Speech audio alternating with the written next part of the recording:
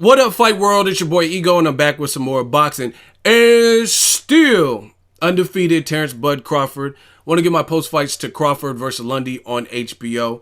And I thoroughly enjoyed the fight. On my post fights, I give you guys the good, the bad, and the ugly. Now, most people were picking Crawford. I didn't do an official prediction, but I talked about it on the radio show and whatnot. I was picking Crawford, and I think most people went.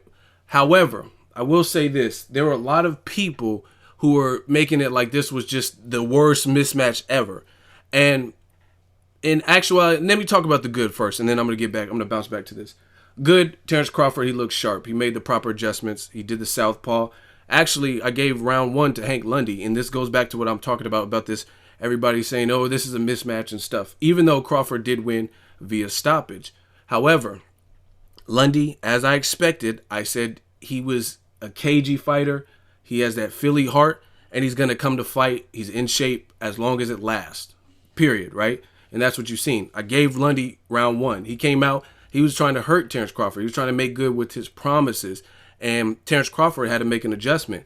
And the adjustment he made from round 1 to 2 that I loved, he used his height, and he did it to slow the pace down with a consistent, snappy jab. And actually, his corner said they wanted it to be a stiffer jab, but I thought he was using a pretty good jab to slow down the tempo.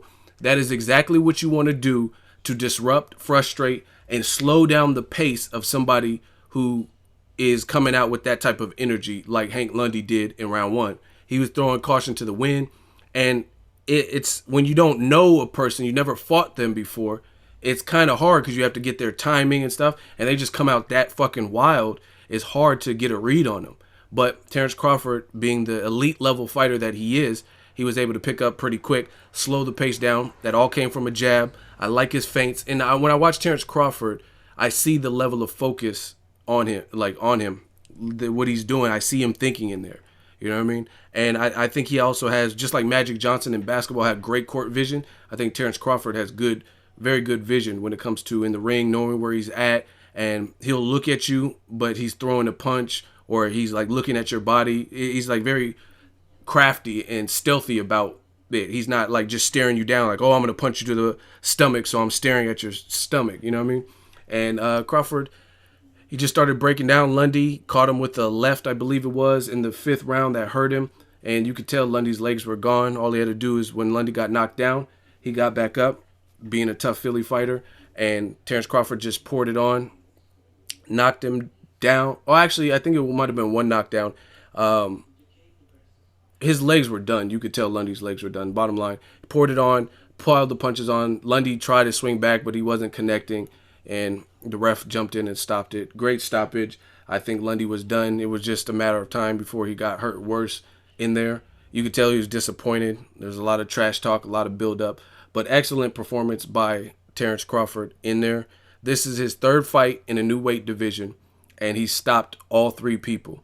Lundy's been in there with Victor Postal, who just stopped Matisse, but Postal didn't stop Hank Lundy. Mauricio Herrera. Lundy has been in there with Thomas Delorme, who didn't stop him. He knocked him down, but didn't stop him.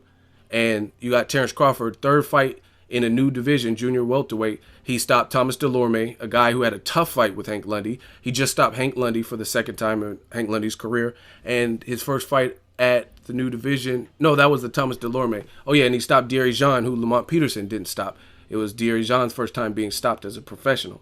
So the kid is bad, man. And I told you, I covered his fight in Omaha. I seen it live. The boy is bad. He knows what he's doing in there.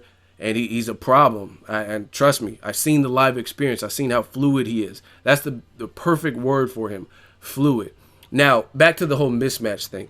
A lot of people, I'm just going to say, a lot of people don't know shit about boxing. Everyone's calling like, oh, this is a mismatch. Yes, the favorite won. However, you've seen what Hank Lundy was attempting to do. He wasn't coming to lie down. He was coming to try to cash in and make good on the things that he said, which is a far cry, and that's all that I think people want to see with Gennady Golovkin. I know people get mad, oh, why are you bringing up? But this is a prime example of what we're talking about.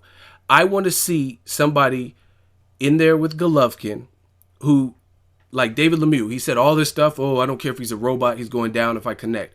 And then he put out a dud when he got in the ring with Triple G. Now, credit to Triple G, he's a good fighter, and he made David Lemieux tentative.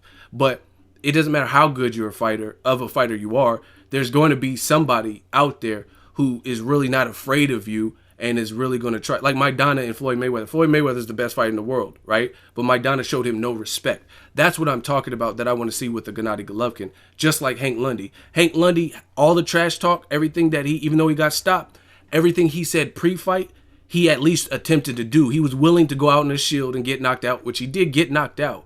But he was willing to at least try to cash in and make good on what he said, versus you look at Triple G Lemieux.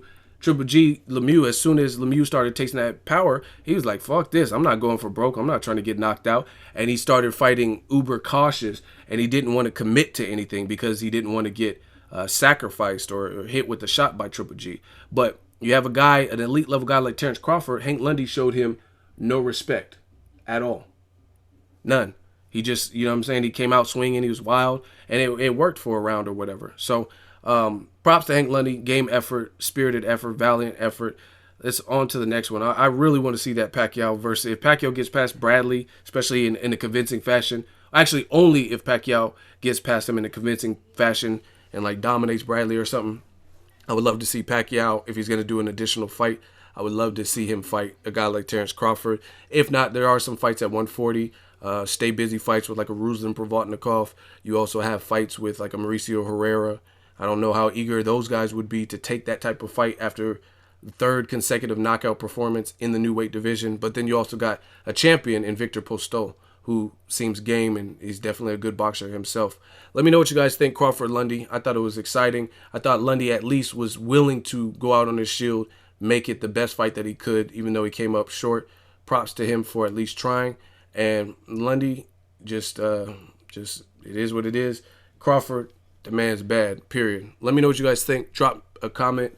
Hit the subscribe button. As always, hate, comment, and subscribe. Till next video, it's Ego signing off. So if you enjoyed this video and want more content like this on the channel, you can show your appreciation by going to the PayPal donate button or the YouTube support button. And you can donate any amount that you feel is equivalent to the value of this video. Much more to come. Thank you guys for your support. Boxing Ego, the future of boxing.